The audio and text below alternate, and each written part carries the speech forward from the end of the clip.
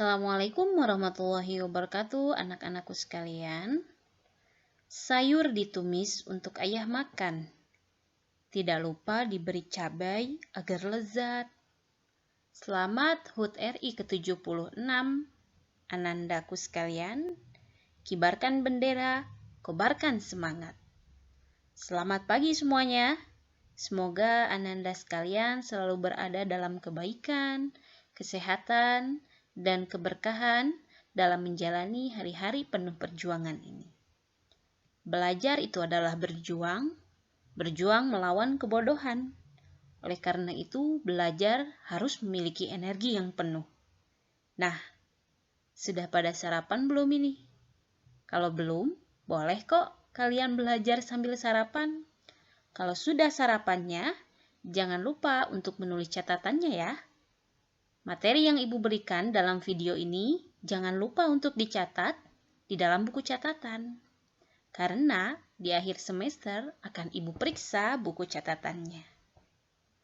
Oke, hari ini kita akan membahas materi mengenai penggunaan kaidah kebahasaan dalam laporan hasil observasi.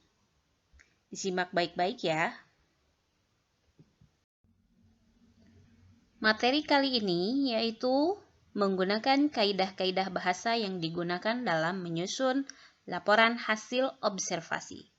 Tujuan pembelajaran kali ini yaitu pada akhir pembelajaran kalian dituntut untuk mampu menggunakan kaidah-kaidah kebahasaan dalam menyusun teks laporan hasil observasi. Materi kali ini masih berkutat juga dengan teks laporan hasil observasi. Setelah hari Senin kemarin, kita memaknai makna kata yang berada dalam teks laporan hasil observasi. Kali ini kalian harus mengetahui dan menggunakan kaidah-kaidah kebahasaan tersebut untuk menyusun teks laporan hasil observasi. Apa saja kaidah-kaidah kebahasaannya? Mari kita simak baik-baik.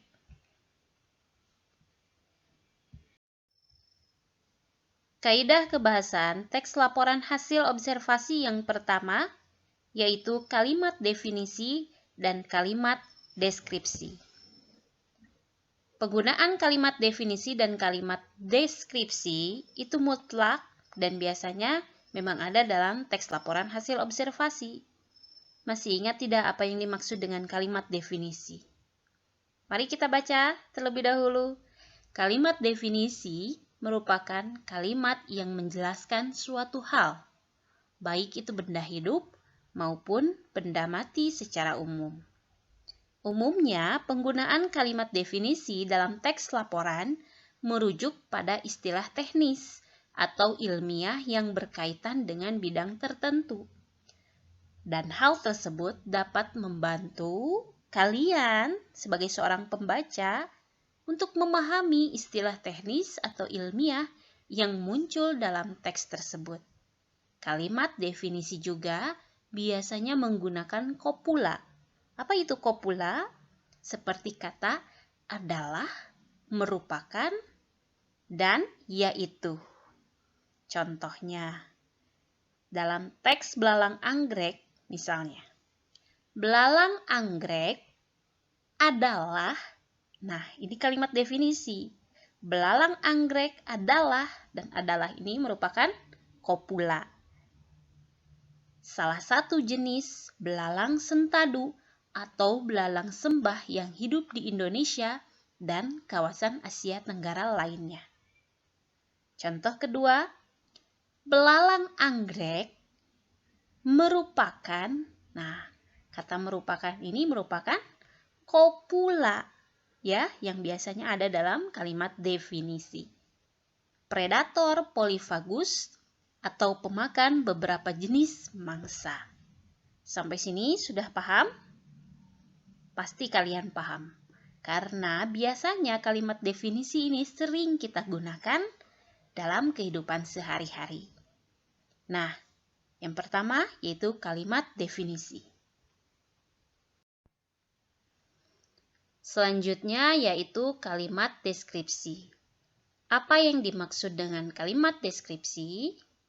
Mari kita baca terlebih dahulu.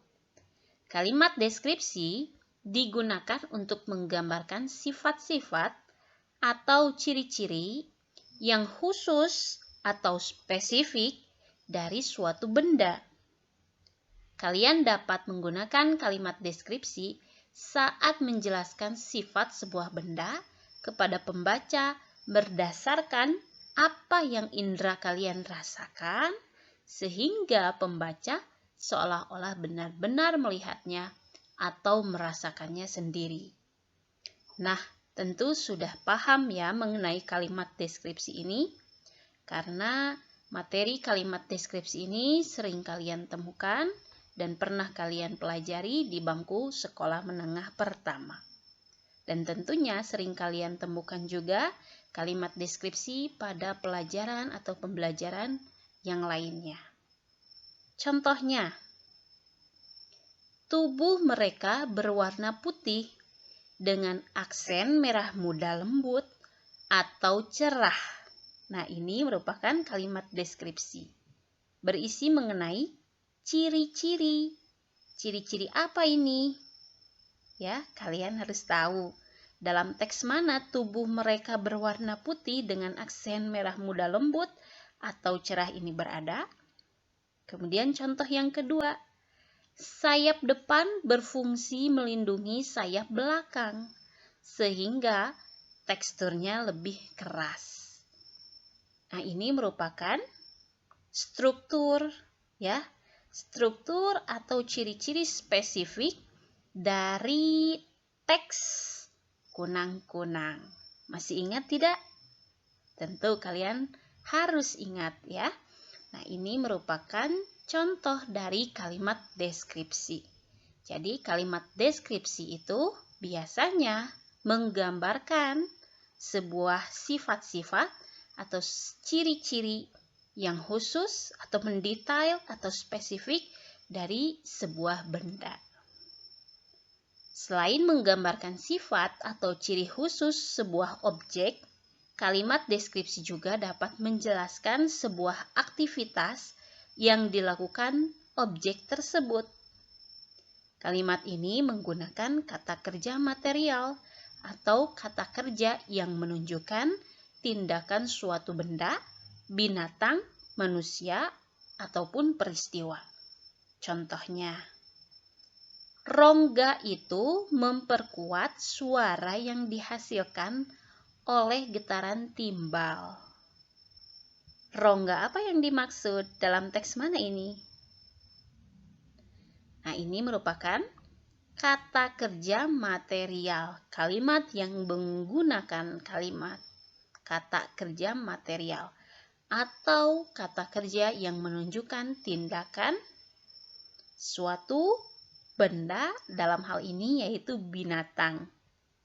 Kemudian contoh yang kedua, saat bertelur, tongeret betina menempelkan telur-telurnya di cabang atau batang pohon dan rerumputan.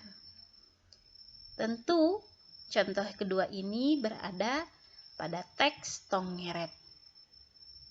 Saat bertelur, tongeret betina menempelkan telur-telurnya. Dan hal ini disebut juga dengan kalimat yang menggunakan kata kerja material. Ya, menempelkan. Nah, ini menunjukkan sebuah tindakan dari binatang ataupun yang disebut dengan tongeret. Itu ya yang dimaksud dengan kalimat deskripsi.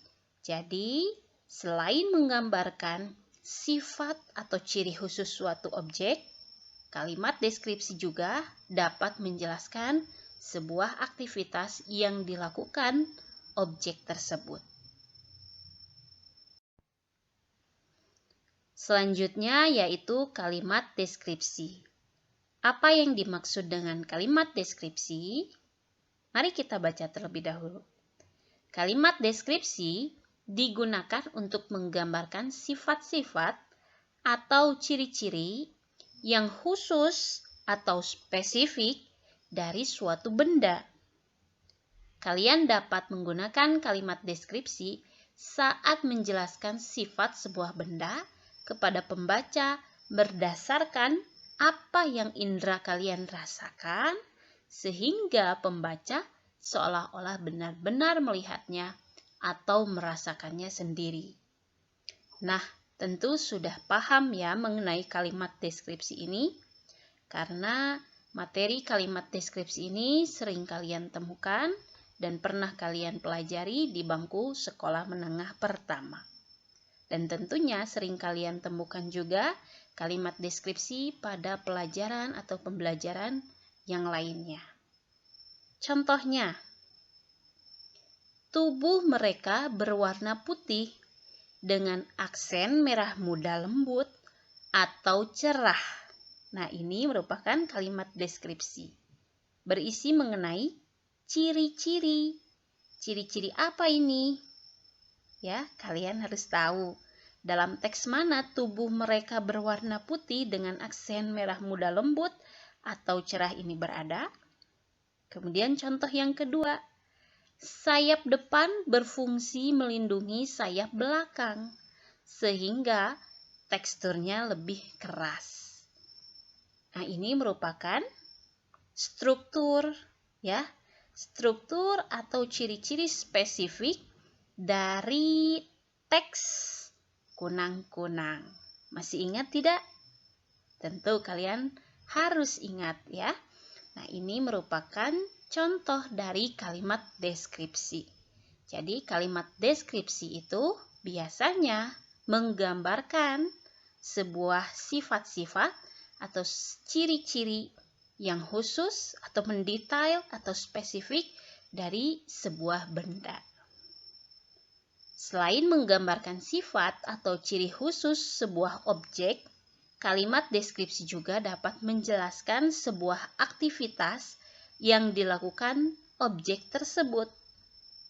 Kalimat ini menggunakan kata kerja material atau kata kerja yang menunjukkan tindakan suatu benda, binatang, manusia, ataupun peristiwa. Contohnya, rongga itu memperkuat suara yang dihasilkan oleh getaran timbal. Rongga apa yang dimaksud dalam teks mana ini?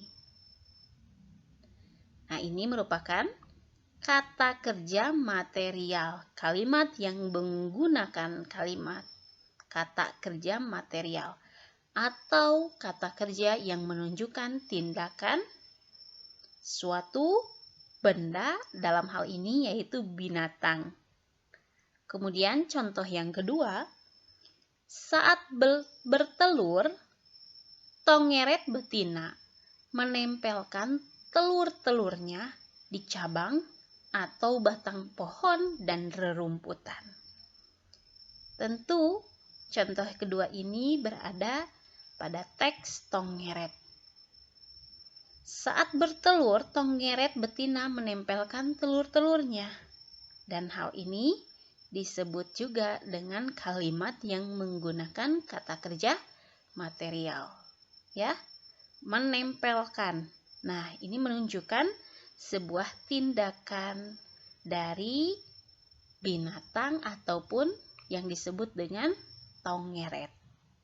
Itu ya, yang dimaksud dengan kalimat deskripsi. Jadi, selain menggambarkan sifat atau ciri khusus suatu objek, kalimat deskripsi juga dapat menjelaskan sebuah aktivitas yang dilakukan objek tersebut. Untuk latihan mencari kalimat definisi dan kalimat deskripsi, kalian bisa melihat teks kunang-kunang dan kunang-kunang yang perlahan menghilang. Baca terlebih dahulu, kemudian analisis kalimat definisi dan deskripsi yang berada dalam teks tersebut. Ini tugas yang pertama.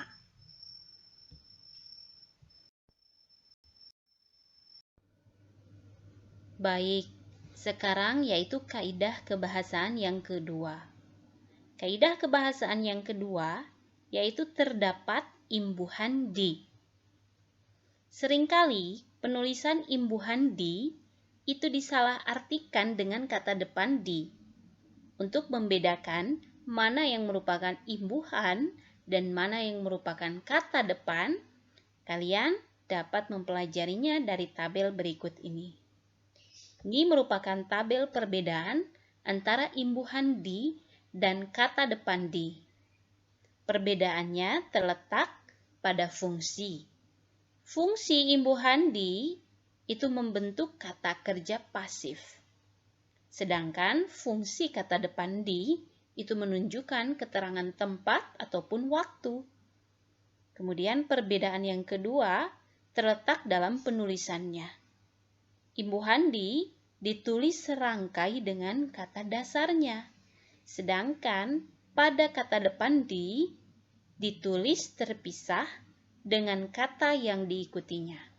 Contohnya, pada imbuhan di, dikenal, dijual, dihias, dibeli, dan diambil. Kalian bisa melihat bahwa dalam penulisannya ditulis serangkai dengan kata dasarnya. Jadi tidak terpisah seperti kata depan di. Kemudian, secara fungsi juga di sini membentuk kata kerja pasif. Sedangkan kata depan di itu ditulis secara terpisah dengan kata yang diikutinya. Seperti yang kalian lihat. Di kolong, di atas, di samping, di bawah, di pasar. Nah, sampai sini sudah paham? Perbedaan antara imbuhan di dengan kata depan di. Tugasnya yaitu kalian akan mencari kesalahan penulisan kata berimbuhan di pada teks kunang-kunang yang perlahan menghilang. Penulisan yang salahnya mana? Ditulis di dalam tabel kolom pertama. Kemudian, penulisan seharusnya itu bagaimana? Ditulis pada tabel di kolom kedua. Begitu ya. Setelah kaidah kebahasaan pertama, yaitu kalimat definisi dan kalimat deskripsi, kemudian kaidah kebahasaan yang kedua, yaitu imbuhan di.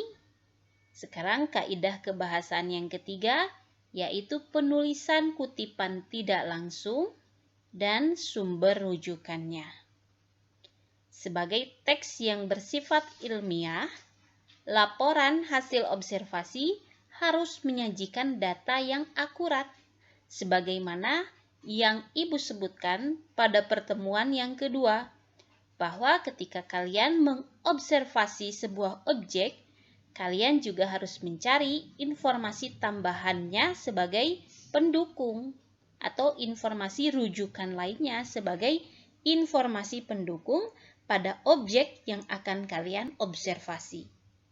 Nah, ketika kalian mencari berbagai macam rujukan tersebut, jangan lupa untuk menulis kutipan tidak langsung dan juga mencatat sumber rujukannya.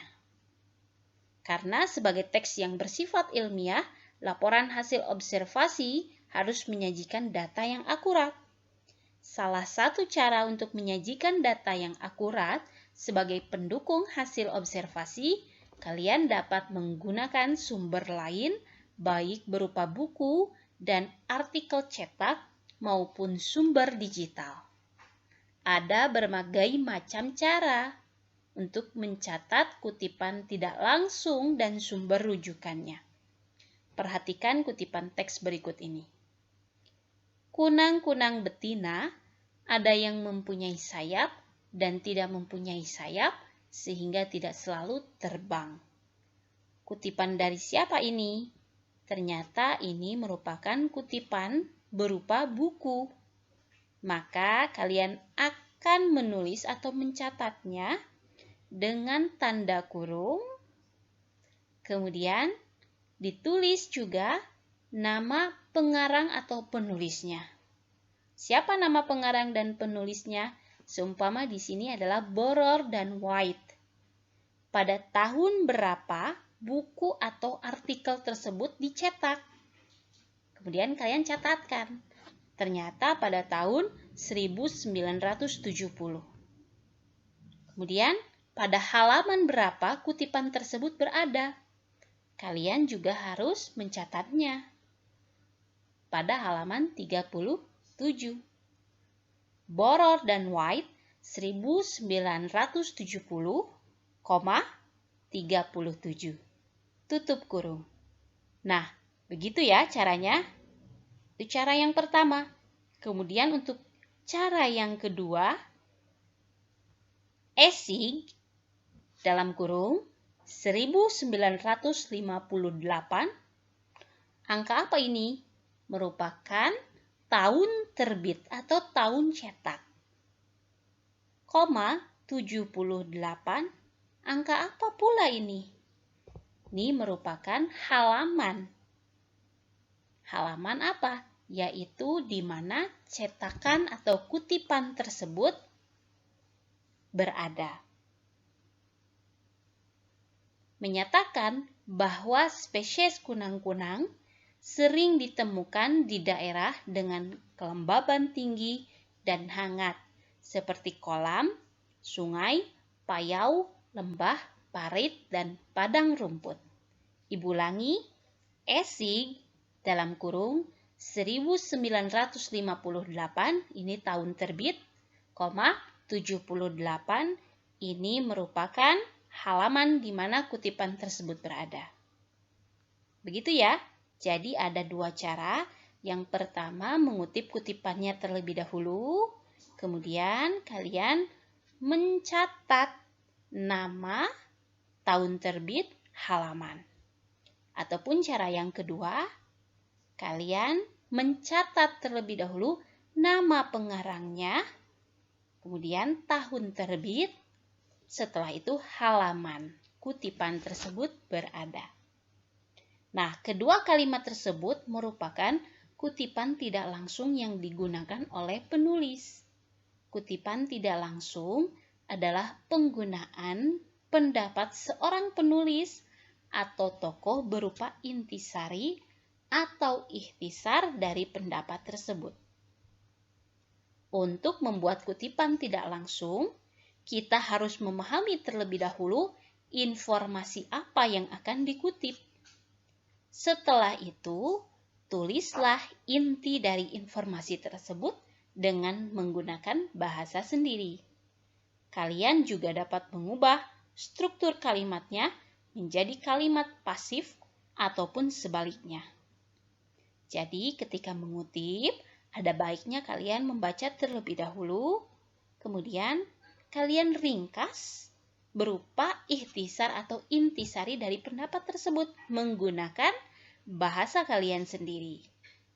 Atau kalian juga dapat mengubahnya, mengubah kalimat tersebut menjadi kalimat yang pasif. Kalau misalnya kalimat tersebut kalimat aktif, ataupun sebaliknya, dari kalimat pasif menjadi kalimat aktif.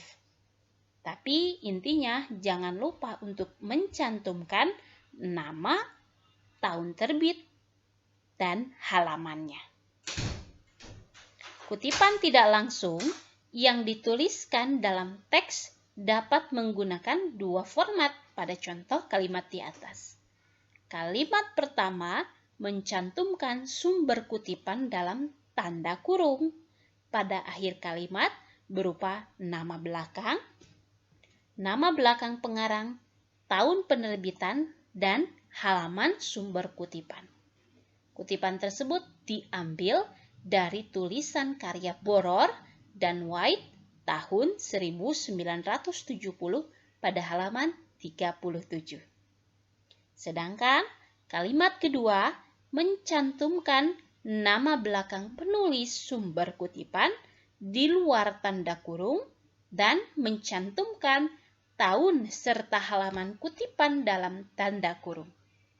Kutipan tersebut merupakan pernyataan dari karya tulis Essig tahun 1958 pada halaman Sampai sini sudah paham? Harus paham. Dan kaidah kebahasaan yang terakhir, jangan lupa untuk mencantumkan sumber rujukan. Dimanapun atau apapun yang kalian tulis dan kalian mengambil sebuah pendapat hasil karya orang lain, jangan lupa untuk mencantumkan sumber rujukannya. Apalagi di dalam karya tulis yang bersifat ilmiah seperti laporan hasil observasi. Karena kalian mengutip pendapat orang lain, maka pendapat tersebut harus dicatat di dalam daftar pustaka sebagai sumber rujukannya. Dan semua sumber kutipan harus dicantumkan pada daftar pustaka untuk menghindari plagiarisme atau pengambilan karya orang lain tanpa izin. Tentunya kalian tidak mau dicap ataupun dianggap sebagai seorang plagiat. Karena plagiat itu sangat jahat ya, mengambil karya orang lain tanpa seizin dari penulis atau pengarang tersebut. Nah, jika dituliskan dalam daftar pustaka, sumber kutipan tersebut ditulis sebagai berikut. Yang pertama, yaitu Boror DJ, White RE. Kalian pasti bertanya-tanya, ini nama satu atau dua orang? Ini adalah nama dua orang, ya. Nama dua orang, kan tetapi nama pertama dari pengarang atau penulis tersebut ditulis nama belakangnya terlebih dahulu. Misalnya, DJ Boror menjadi Boror terlebih dahulu nama belakangnya, baru nama depannya. Kemudian White RE. Sama ini juga. White itu nama belakangnya, RE itu nama depannya. Nama sebetulnya mungkin saja RE White titik 1970. Ini merupakan tahun terbit buku atau artikel tersebut. Peterson Field Guides Insect. Nah, ini merupakan nama atau judul dari buku tersebut. Boston. Ini merupakan kota dari tempat terbitnya buku tersebut. Houghton Mifflin. Dan ini merupakan nama penerbit dari buku tersebut. Ya. Kemudian cara yang kedua, Essig, IO. Nah, ini pun sama. Dua orang penulis. Titik 1958. Tahun terbit College Entomology. Ini merupakan judul buku Fifth Ed New York. Fifth Ed berarti itu edisi kelima. New York. Kota terbitnya Macmillan, itu adalah nama penerbitnya. Penulisan daftar pustaka mencantumkan nama penulis, tahun terbit, judul buku, kota penerbit, dan nama penerbit secara berurutan. Jika kalian mengutip sumber dari internet, sumber tersebut dapat ditulis seperti contoh berikut ini. Apabila sumbernya berupa karya ilmiah. Contohnya, Wijayanti, Anik, titik 2015, kajian habitat dan aktivitas kemunculan kunang-kunang dengan observasi cuaca skala mikro di kawasan Situ Gunung, Kabupaten Sukabumi. Wijayanti Anik, ini merupakan nama penulisnya. 2015 tahun terbitnya.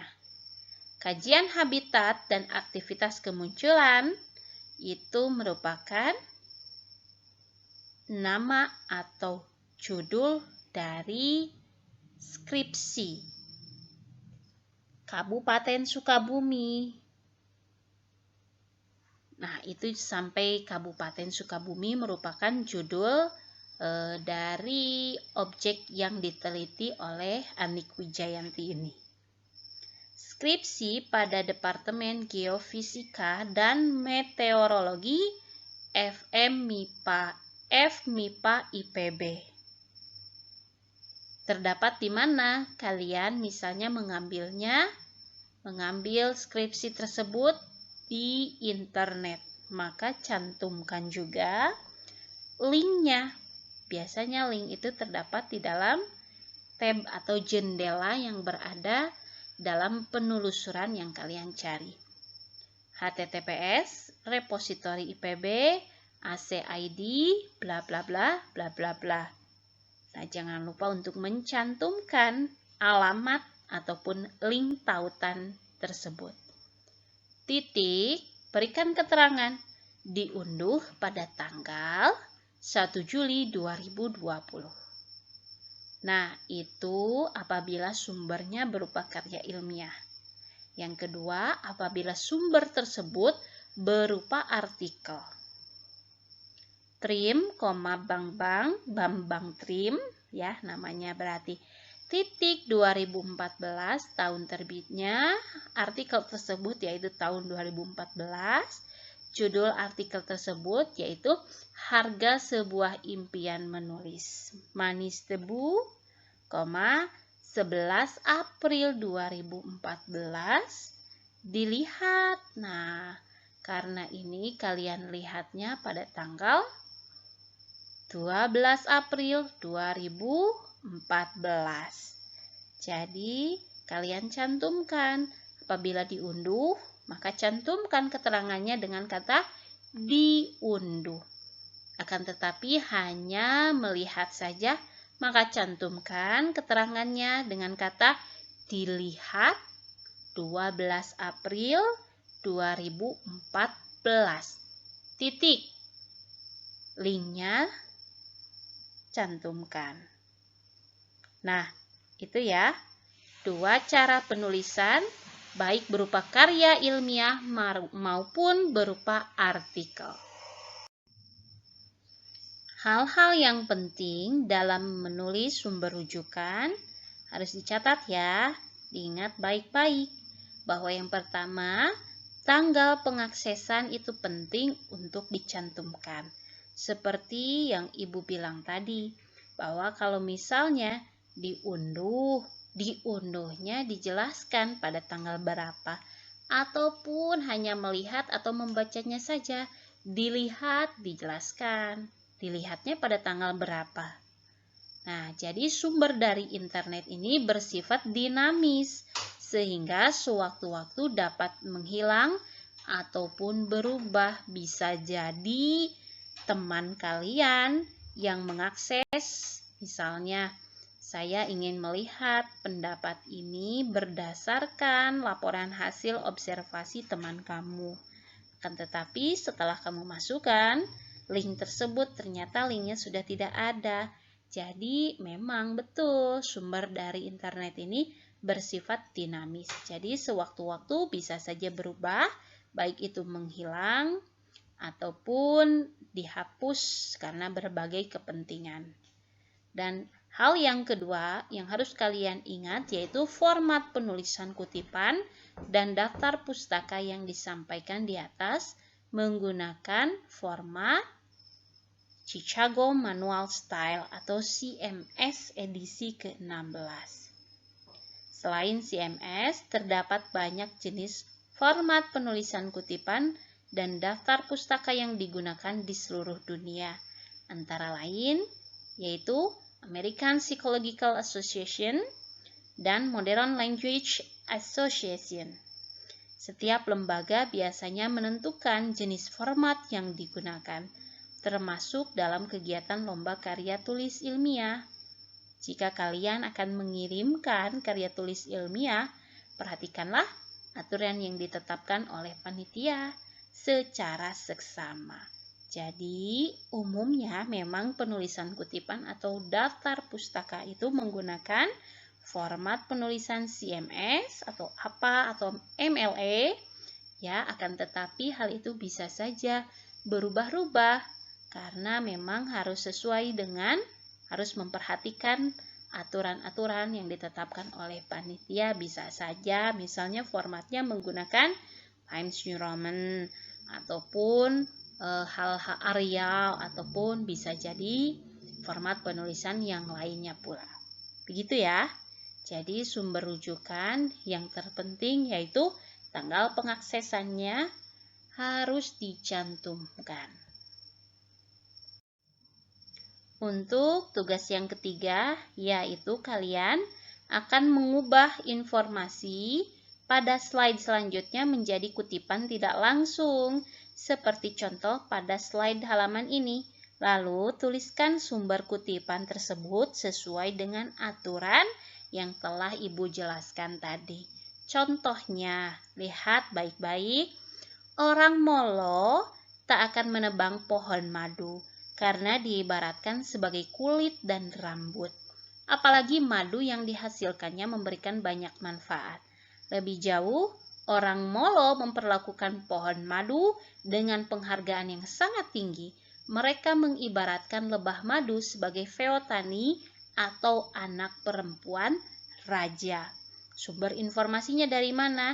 Buku berjudul Molo, Pembangunan dan Perubahan Iklim, Usaha Rakyat Memulihkan Alam Rusak karya Siti Maimunah yang diterbitkan oleh penerbit buku Kompas pada tahun 2015. Informasi tersebut muncul di halaman 70. Nah, kalian akan mengubah kutipan langsung ini menjadi kutipan tidak langsung. Karena kutipan langsung ini berada dalam buku yang sebenarnya, kalian akan mengubah kutipan langsung ini menjadi kutipan tidak langsung dan harus menggunakan bahasa kalian sendiri. Contohnya di sini sudah tersedia ya. Orang molo menganggap pohon madu seperti kulit dan rambut yang sangat berharga. Titik. Mereka juga menganggap lebah madu sebagai putri raja atau feotani. Di dalam kurung Maimunah 2015.270. Nah, ini merupakan cantuman ya, pencantuman nama penulis bukunya, tahun, kemudian halaman. Biasanya ini disertai di akhir kutipan ataupun di awal kutipan seperti yang Ibu jelaskan tadi. Ini berbeda ya dengan penulisan sumber rujukan, harus dibedakan. Penulisan kutipan biasanya diikuti dengan nama, tahun, dan halaman. Ataupun bisa juga nama pengarangnya, pengarang buku tersebut di awal, kemudian tahun, kemudian halaman. Ya, seperti apa yang telah Ibu jelaskan pada slide sebelumnya. Nah, sekarang tugasnya kalian untuk mengubah beberapa informasi yang akan Ibu sampaikan pada slide selanjutnya untuk merubahnya menjadi kutipan tidak langsung. Nah, tugas ini yaitu kalian baca terlebih dahulu informasinya, informasi ke-1 maupun informasi kedua yang merupakan kutipan langsung, rubahlah menjadi kutipan tidak langsung. Baca baik-baik kutipannya, kemudian sumber informasinya. Apakah kalian akan menggunakan gaya pertama, yaitu kutipan terlebih dahulu, kemudian diikuti oleh sumber informasi, ataupun sumber informasinya terlebih dahulu, baru kemudian kutipannya. Itu masing-masing terserah kalian ya, mau mengikuti gaya ke-1 ataupun gaya kedua. Tugasnya dikerjakan secara mandiri. Jadi, tugas hari ini yaitu kalian Yang pertama, mencari kalimat definisi dan kalimat deskripsi pada teks laporan hasil observasi yang berjudul kunang-kunang dan teks eksplanasi yang berjudul kunang-kunang perlahan menghilang. Soal yang kedua yaitu kalian mencari, menganalisis kesalahan penggunaan imbuhan di pada teks kunang-kunang ya, ataupun kunang-kunang yang perlahan menghilang. Silakan dibaca kembali tugasnya, detailnya seperti apa. Itu soal yang kedua. Dan soal yang ketiga ini yaitu merubah kutipan langsung menjadi kutipan tidak langsung. Dan tugas hari ini harus dikerjakan hari ini. Jangan sampai menunggu esok hari. Batas waktu, batas maksimal pengumpulan tugasnya seperti biasa pada pukul 13 ya, ataupun pada pukul 1 siang. Nah, itu saja dari Ibu. Kurang lebihnya Ibu mohon maaf. Apabila ada yang ditanyakan, silakan ditanyakan, baik melalui Wapri secara langsung ataupun melalui koordinatornya masing-masing. Ibu harapkan semuanya sudah paham apa yang Ibu sampaikan mengenai materi hari ini. Terima kasih. Wassalamualaikum warahmatullahi wabarakatuh. Terima kasih. Jangan lupa untuk menyukai dan mengikuti akun YouTube pembelajaran ini ya, anak-anakku sekalian.